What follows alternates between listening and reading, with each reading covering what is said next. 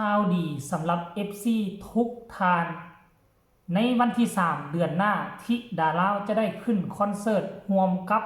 หมอลำคณะใหม่เวทีใหญ่มีชื่อเสียงบ่น้อยหน้ากับวงที่ผ่านมาแน่นอนทักทายสวัสดี FC แฟนคลับของน้องทิดาราวัดสุขูสุคนน้องมาพบมาพ่อกันคลิปนี้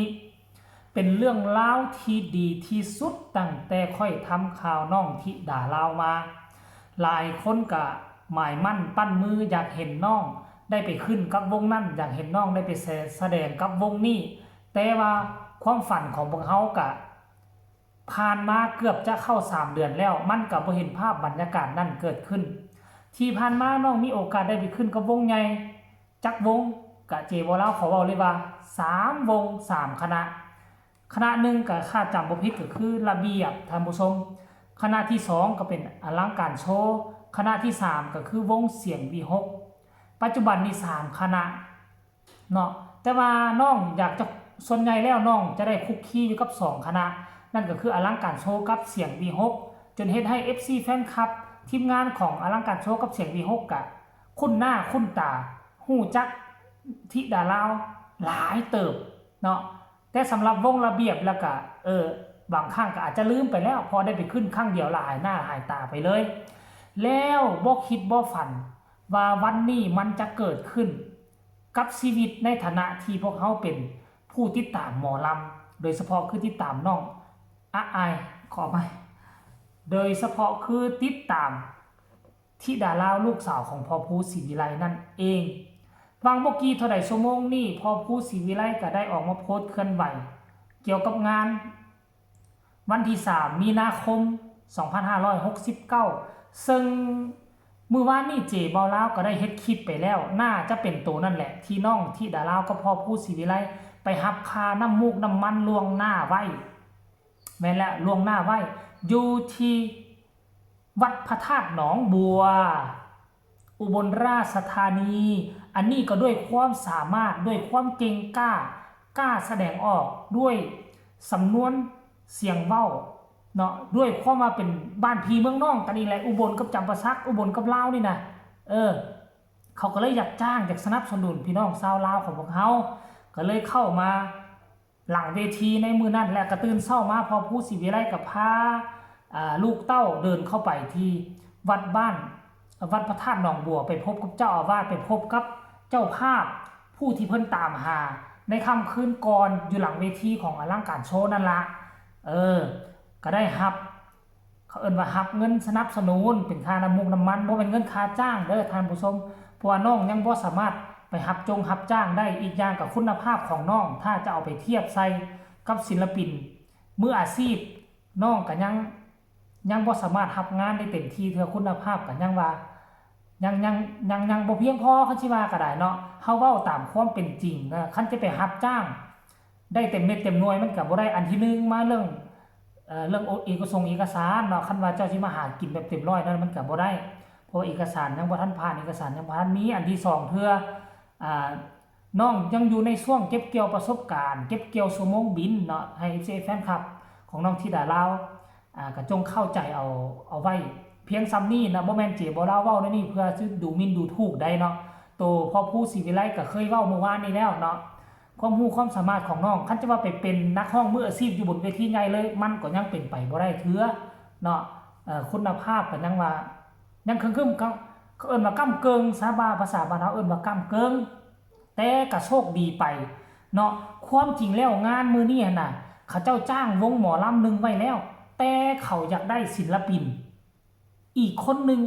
ไปแจมอยากได้น้องธิดาราไปแสดงอยู่ในบนเวทีของเวทีนี่เดี๋ยวค่อยจะอ่านให้สู่ฟังกันแล้วกันเด้อวันมาฆบูชาวัดพระธาตุหนองบัวจังหวัดอุบลราชธานีธิดาราบนเวทีซานเล้าบันเทิงศิลป์โอ้โหพอบูธว่าซั่นเจอลิงน้อยยอดฝากถามแล้วหนูขอร้องเพลงเยอะๆนะคะว่าซั่นเด้พร้อมกับบอกหลวงปู่อย่าลืมรูปหนู อยู่หน้าหมู่เด้อค่ะว่าซันเดทำเอาเสียงหัวเราะคึกคักไปตามๆกันความหมายคือมือว่านนี่แหละพอผู้ศรีวิไลในพาลูกสาวไปไปล้มเรื่องการเรื่องงานอยู่ทั้งวัดหนองบัวที่ดาราก็ได้เว้ากับหลวงปู่กับผู้จัดผู้จ้างหมอลำมันแหละอย่าลืมฮูบหนูเด้ออย่าลืมเด้อฮูบอันน่ะอันค่อยได้เด้อว่าซั่นเอาฮูบค่อยใส่ทั้งหน้าแน่เพราะว่า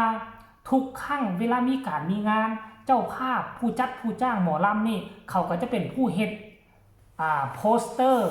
เนาะก็จะพิมพ์ออกมาเพราะฉะนั้นบอกถึกคนแล้วล่ะท่านผู้ชม FC แฟนคลับก็จะได้เห็นงานนี้อาจจะเป็นงานแรกบ่เห็นรูปน้องธิดาลาวเต็มทางเข้าหน้าวัดเต็มทางเข้าหน้างานท่านผู้ชม FC แฟนคลับอันนี้คือนิมิตหมายอันที่ดีเป็นครั้งแรกจะได้ร่วมงานกับวงนี้เนาะซานเล่าบันเทิงศิลป์เป็นบ่ท่านผู้ชมโอ้โหเป็นวงที่มีสีมีสันเป็นวงนี่เป็นวงที่คันสิว่าตั้งใหม่กับแมนตั้งนี่บ่ฮอด10 ปีเทื่อจะสู่สีกันครับน่าจะสู่สีกันครับวงเสียงวิโหกวงใจเกินหลอกเกินร้อยแถวนี้ว่าจะเว้าได้ว่าเป็นวงน้องใหม่แต่ว่ามีสีสันคุณภาพขับแก้วสามารถเอาไปสู่สีเปรียบเทียบกับวงที่สร้างตั้งมา20-30 ปีได้ท่านผู้ชม FC แฟนคลับเนาะก็คือเรื่องราวมันน่าเหลือเชื่อไหมทีแรกอันเจบอลาวก็คิดว่าอันตัววัดพระธาตุหนองบัวนี่เขาเจ้าเฮ็ดงานธรรมดาลักษณะคือไปช่วยการช่วยงานอยู่ทั้งหลายวัดที่ผ่านมาอาจจะมีเวทีให้ขึ้นคันมีก็สิมีแต่เวทีหมอลำซิ่งซั่นดอกแต่ที่ไหนได้ทุกคนวงหมอลำใหญ่ตัวนี่ซ่านเล่าบันเทิงศิลป์เอาละบาทเนี่ย FC แฟนคลับอดใจรอสากลมื้อนี้วันที่17แม่นบ่วันที่17วันที่18บ่เดือน12บ่ฮอดเดือนใดบ่ฮอดเดือนประมาณ20ปลายกว่าวันอดใจรอจักหน่อยนึงก็แล้วกันความมวลความมันต้องได้ใช้เวลายามใดก็ขึ้นมื้อนี้ก็ขึ้นมื้ออื่นก็ขึ้นเดี๋ยว FC แฟนคลับมันจะเบื่อดนเทื่อนึงแต่ FC แฟนคลับที่คอยก็จะมีความสุขกับมันให้สมกับการที่เฮารอคอยเอาไว้อันนี้คือการเคลื่อนไหวล่าสุดของพ่อผู้ศรีวิไลออกมาบอกข่าวเปล่าประกาศให้ FC แฟนคลับได้รับได้ฮู้เพียงซ้ำนี้ก็แล้วกันเจบ่ลาวกัดได้จบคลิปนี้ก็จะไปหาข้าวหาน้ำกินแล้วได้ฝากทุกคนกดไลค์กดแชร์กดติดตามให้แน่เพื่อจะบ่พลาดคลิปดีๆแบบนี้อีกต่อไปที่สำคัญอย่ากดข้ามโฆษณาเบิ่งให้เจบ่ลาวเด้อพอได้เศษเหรียญพอได้เศษสตางค์เอาไว้เติมน้ำมูกน้ำมันเอาไว้เติมเน็ตมาเฮ็ดคลิปเฮ็ดข่าวให้ท่านผู้ชมได้ฟังก็แล้วกันใครมีคำตำหนิติชมคำคิดคำเห็นก็ส่งข่าวมาได้ทางใต้คอมเมนต์สำหรับคลิปนี้ลาท่านผู้ชมไปก่อนสบายดี